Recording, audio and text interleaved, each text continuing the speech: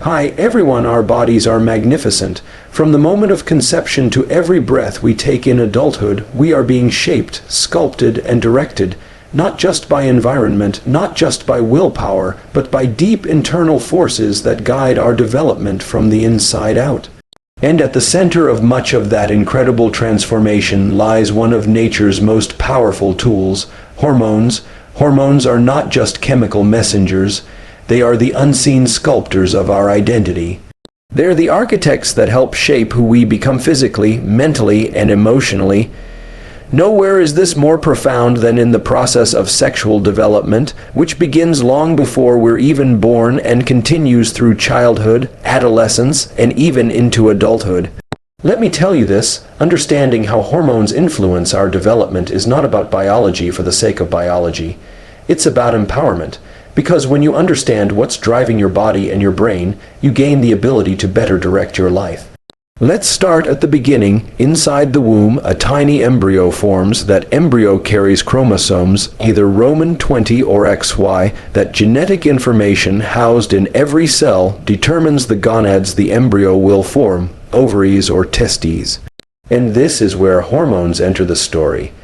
If the embryo has XY chromosomes, the presence of a gene called SRY on the Y chromosome signals the formation of testes, which begin producing testosterone, the primary male sex hormone. That testosterone starts to masculinize the body, structures differentiate, organs evolve, the brain too begins to wire differently. That is not to say one is superior, just different. The female path, in the absence of that SRY signal, results in ovaries forming, and the hormone estrogen takes center stage later in fetal development and puberty. The body begins to form along a different but equally powerful trajectory. Now, here's what's incredible. This early hormonal exposure during fetal development lays down the blueprints not only for the physical body, but also for how the brain will respond to hormones later in life. This is what's called organizational effects. The hormones literally organize the structure of the body and brain for what comes next. But here's where things get motivational, because after birth, hormone levels drop. They remain low for several years. This is known as the quiescent phase of childhood. But then something miraculous happens. Around the age of 10 to 13 in most people, the brain kicks into a powerful new phase, puberty. The hypothalamus in the brain starts to release a hormone called GnRH, releasing hormone, that triggers a cascade through the pituitary gland, and eventually the gonads are activated again. Testosterone, estrogen, and other hormones flood the body, and development accelerates. Voices deepen, breasts develop, hair grows, moods intensify, risk-taking behavior may increase, attraction awakens. Identity takes sharper shape. Puberty is a biological storm, and hormones are the wind. But here's the powerful part. This phase is not just about becoming sexually mature. It's about the brain becoming reprogrammable. It's one of the most plastic times in our life. That means your choices, your experiences, your environment, they all mold the architecture of your brain. You are not just being driven by hormones. You are being given a chance to shape your future. Your brain becomes sensitive to social feedback, meaning who you're around matters more than ever. Motivation increases, drive increases. You start searching for purpose. And here's the big insight. Hormones don't make you who you are, but they do prepare you to choose who you become. What does this mean in your real life? It means that your biology is not your destiny. It means that just because you feel a strong drive, whether for sex, for status, for connection, or for exploration, doesn't mean you have to be ruled by it. Hormones are powerful, but they are also tools. If you learn how to work with your body instead of against it, you become incredibly powerful. For example, testosterone doesn't just increase libido. It increases goal-directed behavior. It increases your desire to win, to achieve, to push forward. That energy can be directed towards sport, art, business, or creativity, not just sexuality. Similarly, estrogen doesn't just drive fertility. It sharpens verbal fluency, increases empathy, and promotes social bonding. These are not soft traits.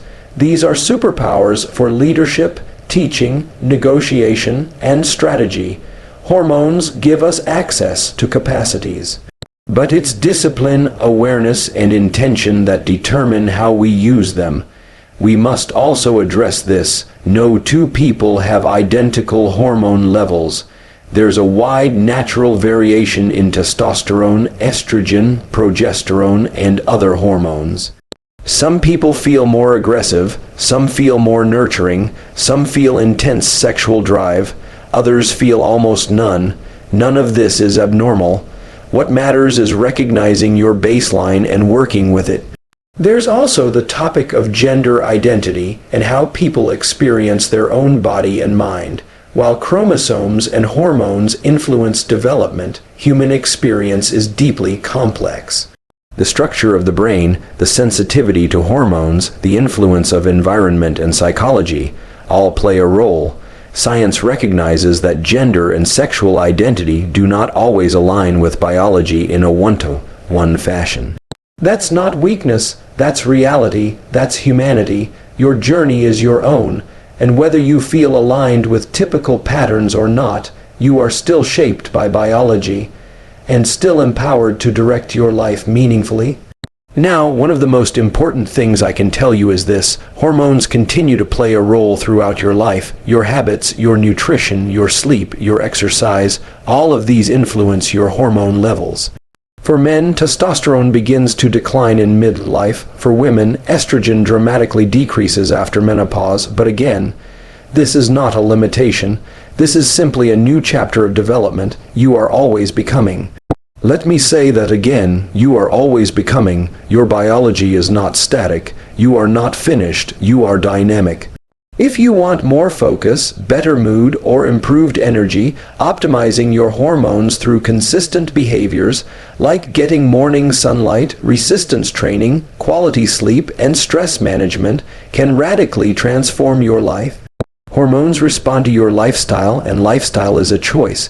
So here's what I challenge you to do today. Learn your biology, work with your hormones, not against them, channel your drives into purpose. Respect your body's timing and signals, and most importantly, know that you are not at the mercy of chemicals. You are the conductor of a powerful biological orchestra. Yes, hormones shape your development, but they do not write your destiny. You do. So if you're in the chaos of puberty right now, confused by emotions, urges, or identity, hold on. You're not broken. You're just being built. If you're an adult wondering why your energy has shifted, your sex drive changed, or your mood isn't what it used to be, don't despair. Your biology is adjusting, and there are tools to work with it. And if you're someone who has never felt aligned with typical patterns, know this: biology is not a straight line. It is complex, adaptive, and resilient. Just like you, harness the power of your hormones. Align your actions with your values. Choose to evolve intentionally, because the greatest transformation doesn't happen overnight. It happens over time with consistency, self-awareness, and courage. You are not just the product of hormones. You are the captain of consciousness, and with that truth, there is no limit to who you can become.